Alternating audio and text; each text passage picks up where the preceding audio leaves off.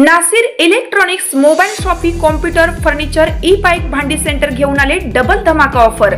कोणतीही वस्तू खरेदी करा फक्त आणि फक्त 999 मध्ये। आधार पे उधार ऑफर। बजाज फायनान्सच्या सुविधेसह 0% व्याज दरामध्ये ई बाईक वरती LED टीव्ही फ्री, मोबाईल खरेदीवरती home theatre free, LED TV वरती सोफा सेट फ्री, कोणत्याही फर्निचर वरती गॅस शेगडी फ्री, वॉशिंग मशीन आटा चक्कीवरती मिक्सर फ्री। एक्सचेंज ऑफर मध्ये जुनी बाईक घेऊन या, नवीन बाईक घेऊन जा। प्रत्येक बातमीतील घटनेच्या वास्तविकतेची तुलना थेट पाहत रहा चांगली अपडेट।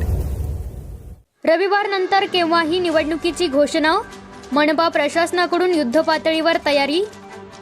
सांगली महानगरपालिकेसह राज्यातील 29 महानगरपालिकांच्या बहुप्रतीक्षित सार्वत्रिक निवडणुका येत्या सोमवार नंतर केव्हाही जाहीर होण्याची शक्यता आहे। निवडणूक आयोग आणि राज्य शासनाच्या पातळीवर निवडणुकीची पूर्वतयारी जोरात सुरू असून निवडणुकीची प्रतीक्षा आता लवकरच संपणार आहे। राज्यातील सर्वच महानगरपालिकांवर गेल्या 4 ते 5 वर्षापासून प्रशासक राजवट आहे। कोरोना संसर्गासह सर्वोच्च न्यायालयातील ओबीसी आरक्षणाचा मुद्दा यामुळे महानगरपालिकेच्या निवडणुका प्रदीर्घ काळ प्रलंबित राहिल्या आहेत। सर्वच महानगरपालिकांमधून प्रशासकीय कारभाराचा बोजवारा उडाला असल्याने या निवडणुका तातडीने घेण्यात याव्यात अशी मागणी करणाऱ्या राज्यभरातील अनेक जनहित याचिका सर्वोच्च न्यायालयात दाखल झाल्या होत्या। या याचिका निकाली काढताना सर्वोच्च न्यायालयाने दिनांक 31 जानेवारीच्या आत केवळ महापालिकाच नाही तर सर्व स्थानिक स्वराज्य संस्थांच्या निवडणुका घ्याव्यात असे आदेश दिले होते। त्यानुसार पहिल्या टप्प्यात नगरपालिका व नगरपंचायत निवडणुका पार पडल्या।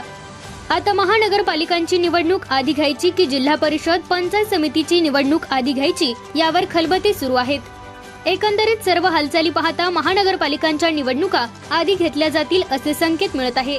त्यामुळे येत्या 8 दिवसात या निवडणुका जाहीर होतील असे सांगितले जाऊ लागले आहे।